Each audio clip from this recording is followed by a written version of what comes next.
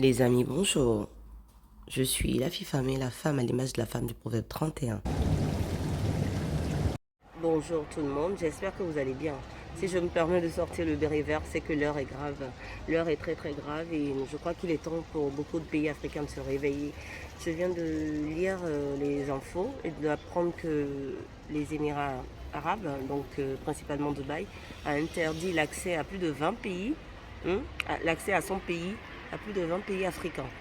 Notamment le mien, donc je me sens complètement concernée, donc je peux parler par rapport à ça parce que parmi les pays auxquels il a interdit l'accès par visa, il y a le Bénin, le Togo, la Côte d'Ivoire, plusieurs autres pays dont je n'ai pas toute la liste en tête, mais que je connais déjà.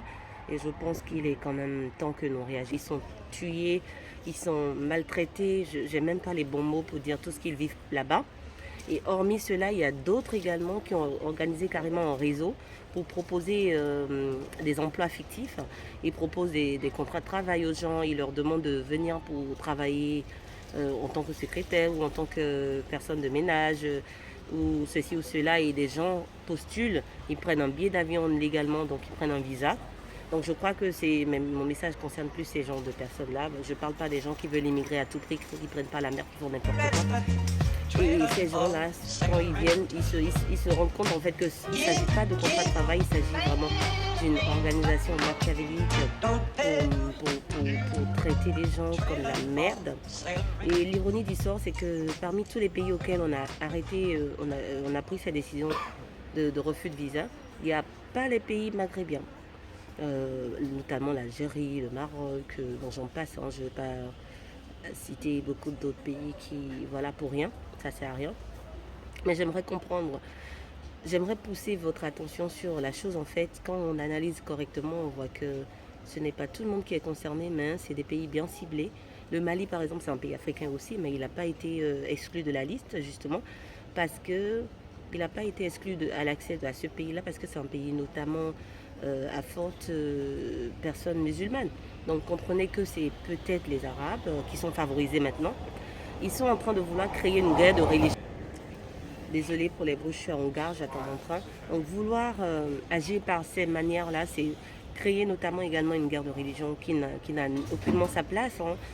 Pas en cette ère de 2023 où tout le monde est quand même informé, tout le monde est présent sur les réseaux sociaux. Et le fait que les gens dénoncent les pratiques malsaines qu'ils font subir à leur population, à leurs hôtes africaines, à leurs employés, ça fait que maintenant ils ne sont pas d'accord, ils veulent faire ça. Moi j'attire l'attention à nos dirigeants africains qu'il est temps qu'on arrête également de se ridiculiser. Interdisez également à ces gens-là l'accès à nos pays. Prenez une décision viscérale, immédiate, afin que ces gens-là n'aient pas accès aussi à nos pays. Parce que quand tu analyses bien la chose, la plupart de ceux qui vont là-bas, qui se font maltraiter, tout ça, hormis cela, il y a aussi pas mal de commerçants qui vont acheter de la marchandise là-bas pour revendre dans nos pays africains. Et c'est de la plus-value pour eux, c'est de l'argent qu'on ramène dans leur pays. Je suis désolée, à un moment, il faut que ça s'arrête. Il faut que nos dirigeants se relèvent et arrêtent maintenant il faut qu'on crève l'abcès. Plus de visas également à ces pays-là qui interdisent qu'on n'aille pas chez eux, mais c'est clair que vous n'êtes pas les bienvenus chez nous non plus. Je suis désolée, mais c'est comme ça que ça marche. Hormis cela, les frères et sœurs qui veulent à tout prix aller à Dubaï ou faire n'importe quoi, depuis que Porta-Potty a pété, on n'entend plus trop de choses. Hein. Ça, c'est qu'une brève partie de ce que les gens vivent et subissent là-bas. Le trafic d'organes, on n'en parle pas.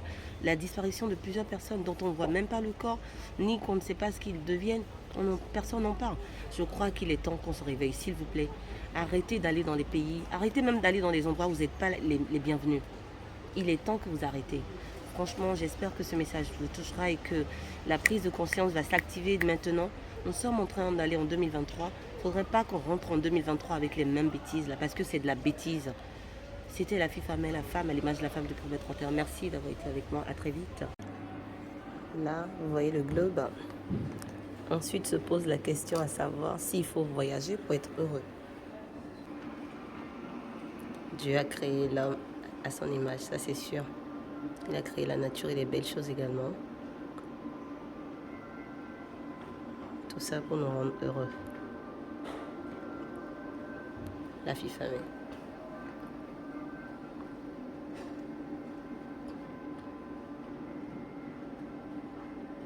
Cette expo, elle passe dans la fondation EDF à Paris, à la rue Récamier.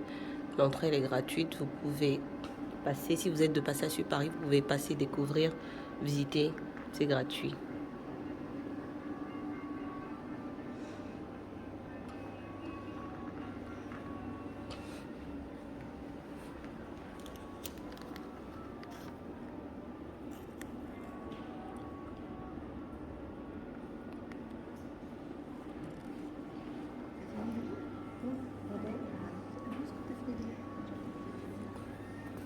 Je laisserai la réponse en photo pour la suite. Bon dimanche.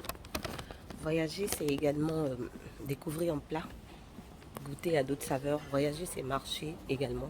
Voyager, c'est lire et aussi. Lire et apprendre en fait. Donc voyager, ça dépend de comment vous le placez. Moi, je voyage tout le temps. Et tout à l'heure, je vais au Bénin d'ailleurs.